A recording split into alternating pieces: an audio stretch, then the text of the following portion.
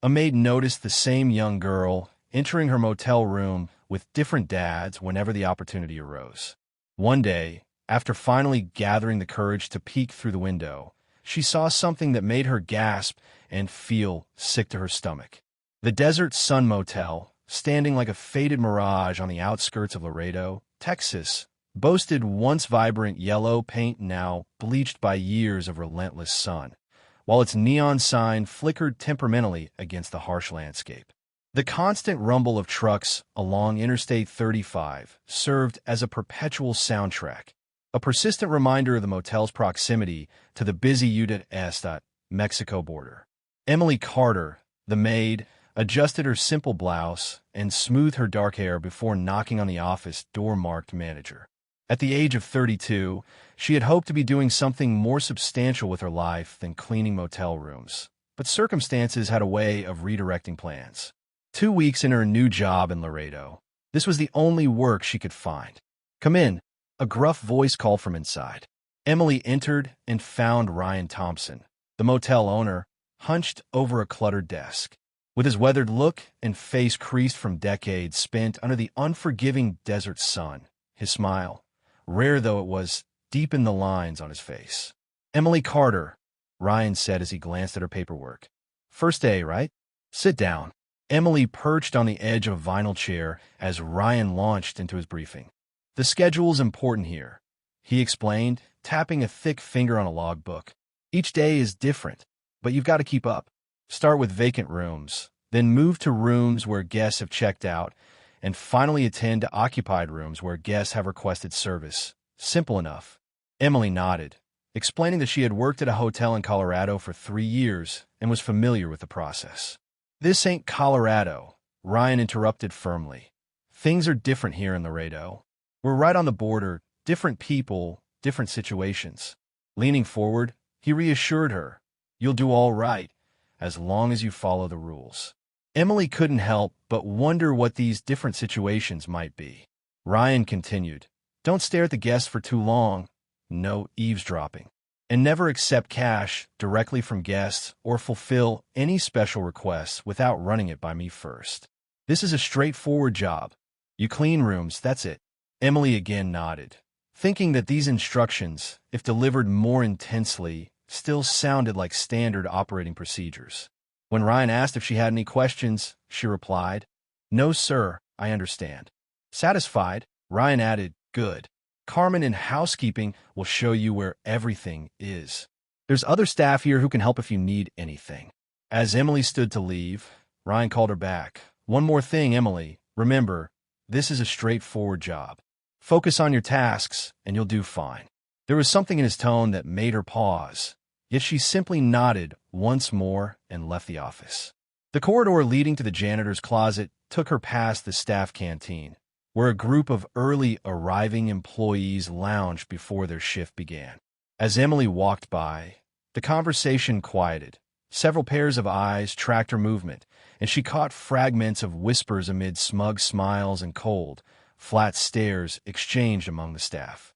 Great, Emily thought, recalling the toxic workplace she had left behind at the 3-star hotel in Colorado, a constant battle of colleagues ruthlessly competing for the Employee of the Month bonus, where sabotage and gossip were commonplace. Even though she had been grateful to leave that oppressive environment, she now found herself in a place where the scars of her past struggles mingled with the uncertainty of her present. Having moved to Laredo to care for her grandmother, whose deteriorating health was the catalyst for the relocation. Her own mother, once the primary caregiver until stress drove her to a tragic breaking point that nearly cost her beloved grandmother dearly, now left Emily with nothing but memories and responsibility. Determined and steady, Emily continued toward the janitor's closet. Though Laredo wasn't her first choice, jobs were scarce, and the Desert Sun Motel was hiring.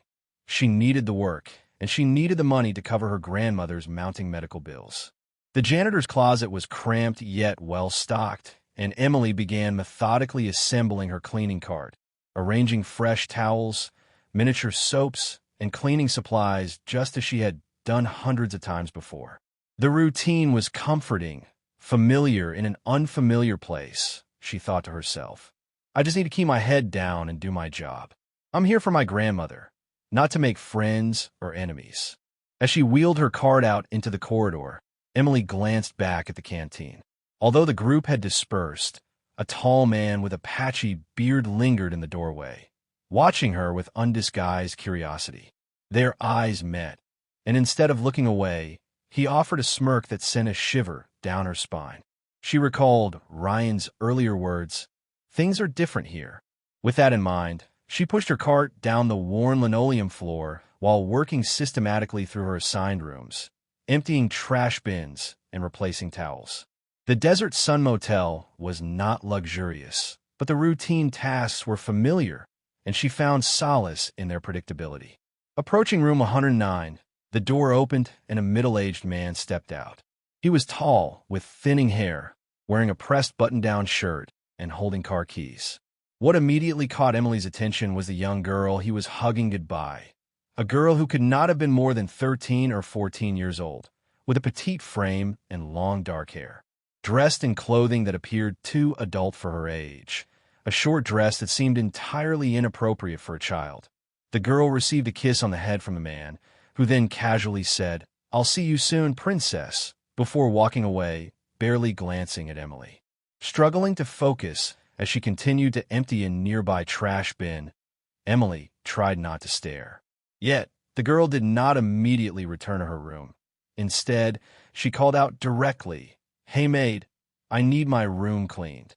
Surprised by the directness, Emily responded, "Of course, I'll be right there." She pushed her cart to the girl's door and parked just outside. The girl stood with arms crossed and an impatient expression, asking, "Is my laundry from yesterday done?" in a tone that was more demanding than questioning. Emily hesitated briefly, explaining, "I'm sorry, I'm new here. No one mentioned any laundry to me." The girl's face tightened with annoyance. "Well, I gave it a housekeeping yesterday, and they were supposed to deliver it back to me. I've been waiting." Emily offered, "I can check with laundry if you'd like," but the girl replied curtly, "No need, I'll go look for it myself. You can clean my room while I'm gone. Just don't touch anything on the dresser." With that, the girl brushed past her and headed down the corridor. Entering the room, Emily immediately noticed several unusual details. A camera was set up on a tripod near the window, angled directly toward the bed, on which lay a pile of various clothing items, mostly dresses and what appeared to be costume-like outfits. The wardrobe stood open, revealing not the typical overnight bag of a traveler, but an extensive collection of personal items. Purses, cosmetics, shoes including high heels, and even what looked like school supplies tucked into a corner. "This isn't a typical guest room," Emily thought. "It looks like someone lives here." As she vacuumed and tidied up, her eyes continually returned to the unsettling camera setup in a room occupied by such a young girl. Even more concerning was the complete absence of any adult belongings. No men's clothing, no additional luggage, nothing to suggest that a parent or guardian was present. Emily was in the middle of making the bed when the girl returned carrying a neatly folded stack of clothes. "Finally got my laundry," the girl said, placing the stack on a chair. "These clothes on the bed need to be taken to laundry. They just need ironing, not washing." "Yes, of course," Emily replied, gathering the pile into a laundry bag as she worked. Unable to contain her curiosity, she asked, "Have you been staying here long?" The girl stiffened and snapped, "That's a rude question. You didn't even introduce yourself before getting personal." Quickly, Emily apologized. "I'm sorry, I'm Emily. I just started today." The girl introduced herself as Rachel, seemingly pacified by the introduction, and began hanging her freshly laundered clothes in the wardrobe. Emily's curiosity continued to mount. Was that the father who had left earlier? Rachel's entire demeanor changed. Her shoulders tensed as she turned sharply to Emily and said, "Yes, that was my dad, and it's none of your business. Are you done yet?" The sudden hostility in Rachel's voice startled Emily, who quickly finished making the bed and gathered her cleaning supplies. "I'll take care of this laundry for you," she said, lifting the bag. "Just go." Rachel snapped and hurriedly left, slamming the door behind her. As Emily pushed her cart away, she could not shake the feeling that something was terribly wrong with Rachel's situation. a young girl living alone in a motel, left behind by a father who seemingly abandoned her, combined with that ominous camera setup. Her mind raced with questions. Was Rachel living permanently at the motel? Why would a father leave his young daughter alone in such a place? And if he truly was her father, why had she reacted so defensively to even the simplest question? Determined to find answers, Emily made her way to the motel's laundry room, a humid space filled with the mechanical hum of industrial washers and dryers. Inside, she found a lanky man with a patchy beard, the same man who had smirked at her earlier, loading sheets into a washing machine. "You must be the new girl," he said, not looking up from the machine. His name tag read Cameron. Emily confirmed her identity while holding up the laundry bag. "I have some clothes from room 109 that need ironing, not washing." Cameron straightened his posture and, with an amused expression, remarked, "Ah, Rachel's stuff always demands special treatment. She asked me to bring these here." Emily explained, "Can you take care of them?" Cameron laughed. "No way. It was requested from you, so you get to do it." Even though Emily protested that she had other rooms to clean and needed to keep to her schedule, Cameron shrugged and said, "The girl pays extra every month for her laundry service. If she handed it to you, then you're responsible." "I'm not touching it." Frowning, Emily questioned, "Pays extra every month. How long has she been staying here?" Cameron shrugged once more, replying indifferently, "Not my business, not yours either. Just do the ironing when you get a gap in your schedule, but make sure it's done before evening or she'll throw another tantrum like she did with yesterday's laundry." With that, Cameron turned back to his work, clearly indicating that the conversation was over. With frustration welling inside her, Emily set the laundry bag near the ironing station and continued her rounds. Her thoughts, however, kept returning to the young girl in room 109. As she mopped the corridor, her steps slowed when she heard voices coming from inside the room. Against her better judgment, she approached the partially opened curtain. What she saw made her stomach tighten. Rachel was speaking animatedly to the camera, its ring light casting an artificial glow on her face. While having changed into a dress that was far too revealing for someone of her age, complemented by high heels that looked nearly impossible to walk in. She was striking poses and speaking in a tone that was disturbingly practiced, almost as if she were trying to appear adult-like. Emily tried to rationalize that maybe Rachel was simply making videos for friends, as teenagers often do these days. But deep inside, she knew that what she was witnessing went well beyond innocent social media fun. The provocative makeup, the daring clothing choices, and the professional-looking setup all hinted at something far more concerning. Before Emily could process these thoughts further, a voice behind her made her jump. Turning around quickly, she found Ryan Thompson standing with his arms crossed, his expression unreadable. Emily stammered, "in my office now." His tone brooked no argument as he led her into his office. Emily's heart pounded in her chest as she realized she had been caught peeping into a guest's room, a clear violation of the very rule Ryan had emphasized that morning. Yet, she believed the circumstances warranted concern. Once inside the office, Ryan closed the door and took a seat behind his desk. "Want to explain why you were spying on a guest?" he demanded. Emily took a deep breath. "I heard voices and became curious. But Mr. Thompson, I'm really concerned about that girl. She's so young to be staying alone. And when I cleaned her room, I noticed things that seemed inappropriate. The camera setup, the adult clothing, and a man who claims he is her father yet pays for that room every month." Ryan interrupted briskly. "Cash every month like clockwork. He pays extra for special services which amount to laundry, extra cleaning, and extra privacy." But Emily pressed on. "But she's just a child. And the way she's dressed, and what she's doing with that camera. This is a motel, not a boarding school. We provide a room and basic services," Ryan said firmly. "What goes on inside those rooms isn't our business unless it causes damage to property or disturbs other guests. And if you listen carefully, Emily, that girl has had different men show up claiming to be family. One said he was her uncle, another her stepdad. I don't know what's going on, and frankly, I don't want to know. As long as rent is paid and she's not in immediate danger, it's not our place to intervene." Emily could hardly believe what she was hearing. "You see," Ryan continued with weary resignation. A young girl with different fathers every night is not cause for concern. Look, things happen at motels in this area that might seem sketchy to newcomers. This isn't a five-star resort. Her dad, or whoever he is, pays cash every month, and the girl seems okay. She has food, shelter, and security. That's more than a lot of kids get around here. Before Emily could muster a protest, Ryan cut her off. This is a straightforward job, Emily. You told me in the interview that you know how to keep things to yourself.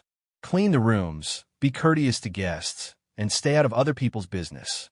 Don't listen in, don't watch, and definitely don't get involved. Finish your shift, go home. That's all there is to it. Her heart heavy with disappointment, Emily realized that Ryan was not willing to take any action. Are we clear? He demanded once more, his tone leaving no room for negotiation. Yes, sir, she replied with bitterness in her voice. Good. Now get back to work and stay away from room 109 unless you're there specifically to clean. Emily left the office, her mind churning with inner conflict. She had taken the job out of necessity, but now she wondered if she could continue working in a place that blatantly turned a blind eye. As she pushed her cleaning cart down the corridor, she caught sight of Rachel again, confidently stepping out of her room. Though the girl did not notice her, Emily could not help but observe her adult-like mannerisms and self-assured stride, as if she were playing a role. I should just do my job and ignore it, Emily told herself, noting that everyone else seemed to do so. But deep down, she knew she could not turn away from what was happening to Rachel. Resolutely, she decided to find out more, convinced that there must be some way to help her. Glancing at the clock on the wall, she noted that it was approaching noon. Her stomach rumbled, a reminder that she had not eaten since early morning, yet her appetite had long since diminished after the conversation with Ryan. Returning her cart to the janitor's closet, she headed toward the staff canteen, still preoccupied with Rachel's troubling situation. In the canteen, Emily spotted the girl once more as she headed toward the front desk. Although tempted to approach her again, she remembered Ryan's warning and Rachel's hostile reaction, so she instead remained among the other staff members enjoying their lunch break. Cameron and several others sat at a table, their attention focused on a phone screen as they laughed and exchanged low voices. Cameron nudged his neighbor, and when the screen was tilted slightly, Emily caught a glimpse of what they were watching. One of them remarked, loudly enough for her to hear, 9 online again. Emily's stomach clenched at the thought. They had mentioned room 109 and Rachel by name. Perhaps she was just imagining it, or maybe the situation had gotten under her skin more than she realized. The staff member could not have known about Rachel's secret livestream account unless they had been watching. Surely, if something as awful as she suspected were happening, someone would have come forward by now. Before Emily could process this disturbing realization, an older woman, the canteen supervisor, approached the group and announced firmly, "Break's over, back to work, all of you." The group dispersed reluctantly. Cameron shot Emily a look as if daring her to speak up, but the supervisor turned away without a word, simply murmuring, "I need to calm down. It's my first day on the job. I'm probably just overthinking everything." In her mind, Emily wondered if Ryan and the staff were all complicit in something criminal, especially when it involved a minor. If something really bad were happening, at least one person would report it, wouldn't they? She thought. Quietly, she decided that she would finish her shift and do her job while keeping her eyes open. The note she had tucked into Rachel's laundry was the only lifeline she could offer if the girl ever needed help. The afternoon dragged on in a blur of routine tasks as Emily cleaned rooms, restocked supplies, and wiped down surfaces, all while her thoughts remained fixated on Rachel. The mechanical nature of housekeeping allowed her mind to wander as she slowly pieced together the disturbing puzzle she had discovered earlier. By late afternoon, with an hour left in her shift, Emily realized she had completed most of her duties. The motel was small, but her years of experience allowed her to work efficiently, cleaning every level, room, and restroom on her schedule. Might as well make myself useful, she thought, deciding to organize the cluttered janitor's closet. The previous custodian had been particularly untidy, leaving the shelves a jumble of cleaning products and supplies. As she sorted through bottles of disinfectant and window cleaner, she discovered they were running low on all-purpose cleaner. She knew she needed to check the storage room for more, but was uncertain where it was located. Approaching the front desk with her card in tow, she intended to ask for directions to the supply storage. Near the front desk, through the lobby windows, Emily noticed movement. She saw Rachel walking out accompanied by the heavy-set man from earlier. It was just after 4 p.m., and the afternoon sun cast long shadows across the parking lot. The man waved casually at Rachel before getting into a dusty sedan. Although Rachel did not wave back, she stood watching until the car pulled away and then turned to begin walking in the opposite direction, her arms crossed tightly across her chest. Emily cleared her throat and said to the front desk clerk, a middle-aged woman with bleached blonde hair, "Excuse me, where can I find more cleaning supplies?" The clerk glanced up from her magazine and said, "They're in the storage rooms down the hall past the ice machine, keys on the hook by the staff entrance." Emily nodded, though her eyes drifted back to the window as she followed the retreating figure of Rachel. "First time seeing our special guest?" the clerk asked with a hint of a smile. "I cleaned her room earlier," Emily replied carefully, "but she seems very young to be staying here alone." The clerk shrugged, replying, "Newcomers always get curious about her. Don't worry, she's safe here, safe." Yet, Emily could not hide her incredulity that the man had spent 2 hours in Rachel's room this morning with one man and then a completely different man later on. How is that safe? "Who are they?" she asked. The clerk sighed, setting down her magazine. "Look, honey, it's not our problem. Ryan said she's got a lot of men in her family. Those guys could be her dad, or maybe she's got 2 dads or uncles, who knows? And even if those men were responsible, it seems she's fine with whatever is going on. Don't create trouble where there's none. She's a child, and this is Laredo." As if that explained everything, the clerk added that the local police had bigger problems than a girl with shelter and food. "Someone reported it once a while back. She was gone for a month, and then came right back. Same room, same routine. So the police confirmed it was just family," she said dismissively.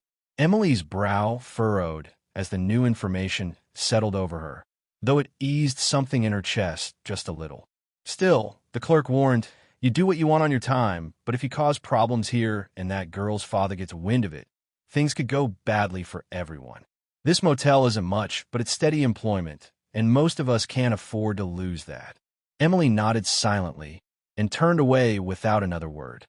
Though her stomach churned with unease, she retrieved the key to the storage room and gathered the cleaning supplies she needed. Even with the clerk's explanation, something about the situation simply did not feel right.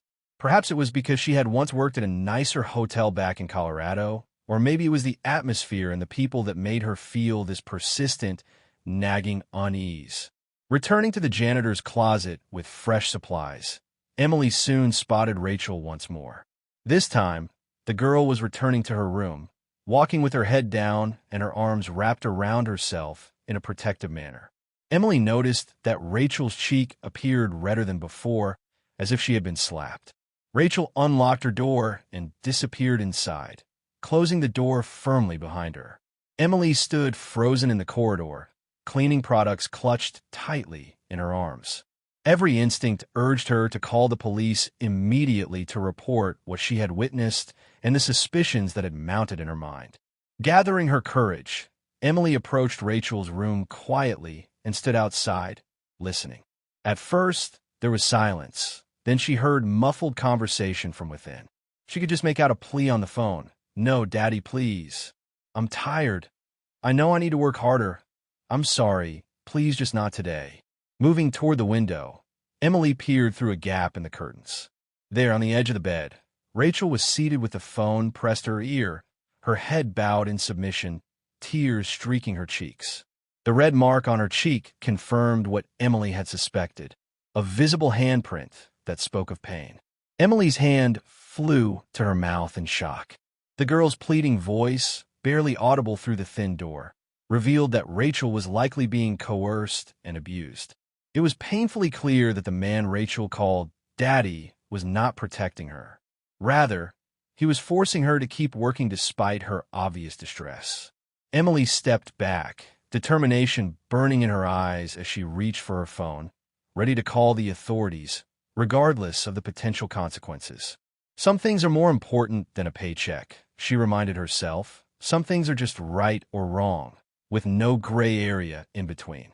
Just as her finger hovered over the dial button, the door opened abruptly. "Excuse me," a surprisingly composed voice called out. Emily turned to see Rachel holding up a small note. The very note Emily had slipped into Rachel's laundry. Her heart leapt with both hope and sorrow as Rachel asked, "Are you the one who wrote this?" Emily admitted softly, "Yes." Taking a step toward her, she said, "I'm worried about you, Rachel. If you need help, please know this is your last warning." In response, Rachel's voice turned cold and unyielding. "I don't need your help, and I don't want you hovering around my room. Leave me alone, or next time I'll report you to your boss. I'm serious." "Got it." The hostility in Rachel's words shocked Emily, and she had expected, perhaps even hoped, for a different reaction. "Rachel, please stay away from me," the girl insisted, tearing the note in half and throwing the pieces at Emily's feet. The door slammed shut, leaving Emily standing in the corridor with the torn fragments of her offer of help scattered on the floor. Slowly, she bent down to pick up the remnants, her heart heavy with disappointment and confusion, wondering why someone who was clearly in need would reject assistance so vehemently. Was Rachel truly that afraid? Or had someone convinced her that this was normal and that she deserved nothing better? As Emily straightened up, she caught sight of her reflection in a decorative mirror hanging in the corridor. The uncertainty in her own eyes mirrored the conflict within. Should she respect Rachel's wishes and back off, or should she act on what she knew was right, even if the girl herself rejected the intervention? In the end, Emily realized that any normal person might have looked away, as everyone else at the Desert Sun Motel had chosen to do for the sake of convenience. But she knew she could not. With the end of her shift drawing near, Emily put away her cleaning supplies and untied her apron, hanging it in her assigned locker. The day had been emotionally draining, filled with revelations and disillusionments she had never expected on her first day of work. For a moment, she considered walking away from the job entirely, finding work elsewhere where she could be at peace and sleep at night. But the thought of abandoning Rachel, of leaving her in the midst of this dire situation, was simply not an option. As she exited the motel into the late afternoon heat, her thoughts turned to her ailing grandmother, waiting at home, and how she would eventually explain the extraordinary events of the day. The bruise forming on her cheek, and the difficult decision not to look away when it would have been so much easier. Just outside the motel, near the bus stop, an old car was parked with its windows rolled down, loud music blasting from within. 4 men sat inside, huddled around a phone, laughing and commenting to one another. "Rachel's getting a lot of viewers today," one of them remarked. Emily's steps faltered at the sound of the girl's name. She slowed down, pretending to check her own phone while straining to hear their conversation. "The girl hasn't paid as much this month from those comers," another man said in a gruff, ominous tone, adding that she needed to learn her lesson. "But look," a third chimed in, "you hit her, and now her cheeks are all red on camera. It makes her look more appealing." Laughter and snickering followed, with one man commenting, "In natural blush, maybe it means she needs extra shifts. Rachel still brings in the best money compared to the other girls." Emily's blood ran cold. It was now undeniable that exploitation was at play. This was not just a case of strange family dynamics. It was a calculated operation, and those men were not merely viewers of Rachel's live stream. They were being paid, perhaps even by those managing her performances, to collect money from her. Keeping a casual pace while her mind raced, Emily put enough distance between herself and the car before pulling out her phone with trembling fingers. Not calling 911 or the local police this time, she reached for a number for the Texas Child Welfare Hotline. When the call connected, she spoke softly but urgently. "I need to report a possible case of child exploitation." She provided the motel's address and described in detail everything she had observed throughout the day.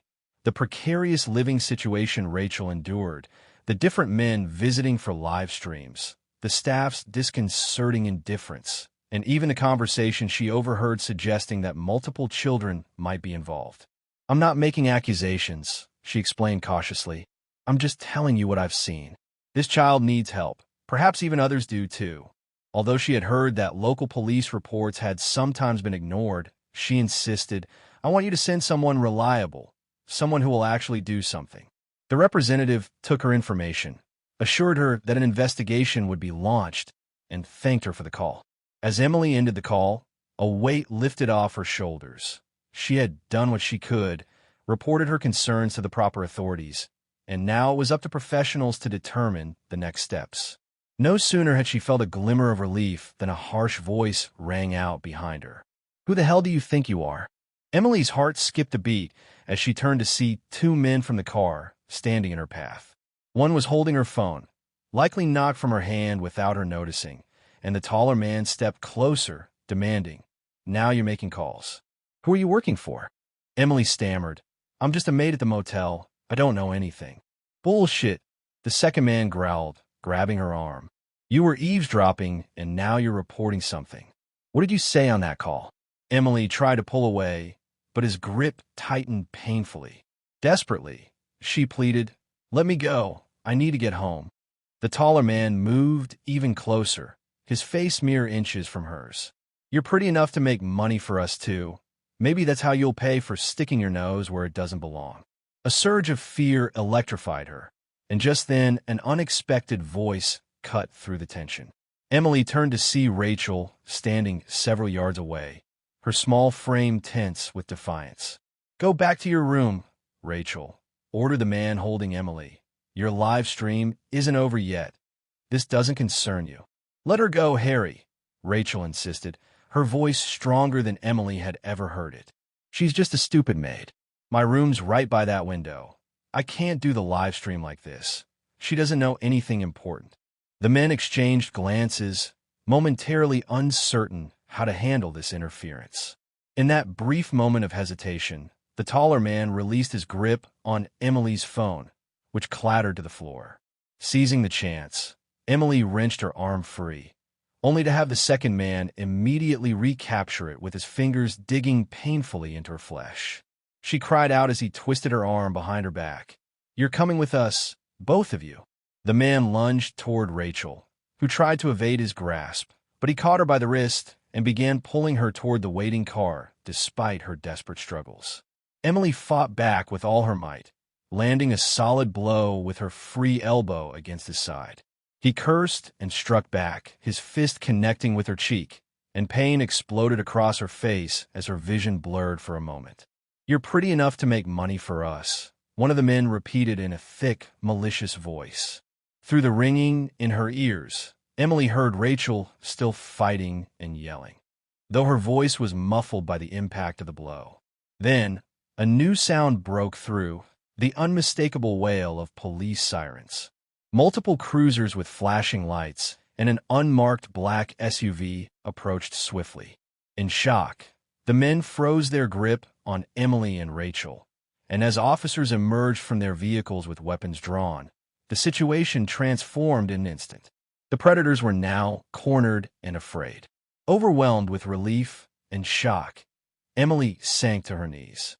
Her face throbbed from where she had been struck, and her arm ached badly. But in that moment, she knew she was safe, and more importantly, that Rachel was safe too. Officers quickly handcuffed the men and secured the scene. A woman in plain clothes approached Emily and Rachel, showing her identification. I'm with Child Protective Services, she explained gently. We received a report and coordinated with the police. You're both safe now. Emily nodded, her throat tight with emotion as she looked at Rachel, who stood rigid with her arms wrapped around herself. Their eyes met, and for a fleeting moment, Emily saw the frightened child beneath Rachel's forced adult facade. Within the transformed motel parking lot, now an impromptu command center with police cruisers and CPS vehicles drawing curious stares, officers escorted the handcuffed men into separate patrol cars, while others established a perimeter around the scene. Later, Emily sat in the back of an ambulance, an ice pack pressed to her swollen cheek as a paramedic checked her vitals and examined her injuries. Nothing was broken, the paramedic explained kindly, though you'll have some bruising. You were lucky. lucky enough that the timely arrival of law enforcement prevented a far worse outcome. Through the open ambulance doors, Emily saw Rachel sitting in the back seat of a CPS worker's car, her small form half hidden by the window. Rachel had spoken little since the police had arrived, answering questions only with nods or shakes of her head as her earlier defiance was replaced by weary silence. "Come on, we need to go back to the motel," Emily told the paramedic as she removed the ice pack. "There's more to this than just those men. The entire operation is based here." A CPS worker, who had introduced herself as Maria Delgado, approached the ambulance and said, "We're heading inside now. The police have a warrant to search room 109 and they want to speak with the motel manager. Would you feel up to coming with us? Rachel seems to trust you at least more than she trusts us." Emily nodded carefully and climbed out of the ambulance. "Of course," she replied softly. Together, they walked to the car where Rachel waited. Emily slid into the back seat beside the girl, who stiffened initially but did not move away. "We're going to get your things from your room," Maria explained gently. "Is there anything specific you need us to collect?" Rachel shook her head, eyes downcast. "Hey, Emily," she said softly, "it's going to be okay. These people are here to help. You know, that's what everyone always says." Her voice was quiet, and the bitterness of past disappointments broke Emily's heart. Before she could respond, Maria opened the car door. "Let's go inside. The police are ready for us." Inside, the lobby had been transformed into an impromptu command center, with officers moving purposefully between rooms while Ryan Thompson, standing at the front desk with an ashen face, spoke with a detective. When he spotted Emily with Rachel and Maria, his expression shifted from apparent concern to something more calculating. "This is all a misunderstanding," he insisted to the detective. "I run a legitimate business here." But the detective raised a hand to silence him, stating firmly, "Mr. Thompson, we have evidence that your motel has been used as a base for the exploitation of minors. Our records show that you were listed as the girl's guardian following a staff report made 2 years ago. Your explanation and your level of cooperation will heavily influence how this proceeds legally." They moved to Ryan's office, where officers were already examining computer files and paperwork. The space suddenly felt cramped with so many people inside as the detective, along with Emily, Rachel, Maria, and 2 additional officers, confronted Ryan. His shoulders slumped in defeat as he said, "I'll tell you whatever you need to know. Just please look at the previous report. It shows I was only listed as her temporary guardian while she stayed at the motel. She has a father, Malcolm Tress. He paid for her room every month and told us she couldn't stay home because she was too wild and rebellious, always online and inviting strangers over. We were told explicitly not to get involved if that happened here." Looking directly at Rachel, the detective asked, "Rachel, can you tell us about your living situation here?" Rachel remained silent with her eyes fixed on the floor until she softly offered, "Maybe I can explain what I've observed." With the detective's nod, she described everything: her isolation, the different men claiming to be her father, the live streaming setup, and the staff's awareness and complicity. "I don't think this is just a teenager acting out," Emily said firmly. "I believe she's being forced into exploitation, and from what I overheard, there may be other children involved. Is that true?" The detective turned to Rachel. Her hands trembled in her lap as she remained mute for a moment before Maria said, "Rachel, we want to help you. We need to understand what's happening. You're not in trouble. There's no way out." Rachel finally whispered, her voice barely audible, "It's all in vain." Maria reassured her, "We can help you. You won't have to go back to this life." Rachel looked up with sudden, fierce determination. "That's what the last one said too. But I always end up back here every time," she murmured, the raw hopelessness in her words hanging heavily in the room. The detective asked gently, "Your dad, the real one, was he one of the men we arrested outside?" Rachel shook her head. "Those are just his men. My real dad, he has many children. You know, he loves them all, except me." Maria asked, "Why is that?" After a pause, Rachel replied steadily, "Because my mother was a prostitute. He never wanted me. My mom never wanted me either. But then one day he decided to take me anyway. A heavy silence filled the room as Rachel continued, the words spilling out as if a dam had broken. Then he made me live here alone, said he would never love me, but if I dance on social media, people would love me. He said I'd get fame and attention, things I would never get from him or my mom. I had to send him all the money, even though I'm a minor. He said he didn't need money, but he promised I'd have fans who would love me. Tears filled Emily's eyes as she listened to Rachel describe how her exploitation had evolved from seemingly innocent dancing videos to increasingly suggestive content that drew in more viewers and more money. Sometimes I feel empty inside despite the praises and comments, Rachel admitted, her composure finally breaking. Then the physical pain when they hit me, the emotional pain when they say cruel things. I've learned to accept it. This is my life. It's better than ending up in a brothel like my mother. At least that's what he tells me. Emily, her voice fierce with compassion, took Rachel's hand and said, "You deserve so much better. This isn't your fault, and it doesn't have to be your future." Rachel, nodding slowly with tears glistening in her eyes, added quietly, "I didn't try to get help. I gave up on the world, and I taught myself to love that darkness." The detective cleared his throat and asked, "Rachel, do you know if other children are being exploited by your father?" Rachel hesitated and then nodded slowly. "I'm not sure how many. I've never met them, but I've heard him on the phone talking about his stable of talent. He said I was the first, that he saw how profitable it could be with me, so he expanded the room." The room fell silent as the implications sank in. This wasn't just about one girl's exploitation, the detective stated solemnly. It appears to be an operation potentially victimizing multiple children. Do you know where your father lives? And could you help us find him? For the first time, a flicker of hope appeared in Rachel's eyes as she said, "Yes, I know exactly where he is." Ryan, who had been silently observing, suddenly spoke up. "I can help too. I have his address. He always puts it on the payment receipts." The detective turned to Ryan, his expression hardening. "Mr. Thompson, you're facing serious charges here for failure to report suspected child abuse, not to mention maintaining a property for unlawful activity." Ryan's facade of neutrality crumbled as he said, "Look, I tried to stay out of it. I didn't want trouble, but I'll cooperate fully now. I'll provide everything I know about this man, security footage, payment records, everything."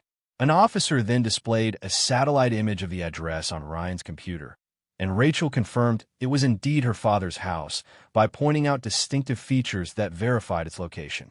"We'll need to move quickly," said the detective, already radioing for additional units. "If these men don't report back soon, he might flee or destroy evidence." As preparations for a raid on her father's house accelerated, Emily remained by Rachel's side. Maria explained that Rachel would be placed in emergency protective custody while a more permanent arrangement was determined. "What will happen to me now?" Rachel asked, her voice small and trembling. "You'll be safe," Maria assured her gently. "We'll find you a good placement, you'll be able to go back to school, and you'll have a chance at a normal life." Rachel seemed unconvinced, murmuring, "I don't know what normal is anymore." Emily crouched beside her and said softly, "I know everything seems uncertain right now, but I want you to know that even though everyone is broken in different ways, we keep moving forward doing the best we can. You've been so strong, stronger than anyone should be at your age. Now it's time to let others be strong for you." A tear slipped down Rachel's cheek, perhaps the first genuine emotion she had allowed herself to show, and she reached in her pocket and pulled out the torn pieces of Emily's note. With a fragile smile breaking through her tears, she whispered, "You're my rescue angel. I'll keep this to remind me of what you did. I won't forget you." Emily felt her own eyes fill with tears and promised, "You can always reach out to me with that number. I mean it. I'll see through to ensure you're placed in a safer environment." As the day wound down, police officers escorted Ryan and several staff members, including Cameron, to patrol cars for further questioning. Cameron's earlier smugness had vanished, replaced by evident fear as reality sank in. Outside, Emily watched as Rachel was gently guided to a CPS vehicle. The girl turned back once, raising her hand in a small, tentative wave, and Emily returned the gesture with a heavy heart full of hope. A police officer then approached Emily and said, "We'll need your statement at the station, ma'am." Emily nodded, "Of course," before climbing into a patrol car. As she glanced back at the Desert Sun Motel, a place that, on the surface, had appeared ordinary but had concealed extraordinary darkness within its walls, she reflected on her first day on the job, which had unexpectedly given her the opportunity to make a real difference in a child's life. Driving away as the desert sun set, casting long shadows across the parking lot, Emily thought about her grandmother waiting at home and how she would eventually explain the events of that extraordinary day. The bruise on her cheek and the decision not to look away when it would have been easier. In her final reflective thoughts, Emily observed, "Some people hide behind masks. Some run from difficult situations, but complacency in the face of suffering, especially a child's suffering, is something I can never accept." With that, as the motel receded into the distance, Emily felt a sense of resolution wash over her. Whatever came next for Rachel, for herself, and for all those involved, she had done what was right in a world that all too often looked the other way for those who did not ask for help. Thank you for reading this extended and complete story. If you appreciated this narrative and want to see more thoughtful stories like this, please subscribe to our channel and share your thoughts in the comments below. Your support means the world to us.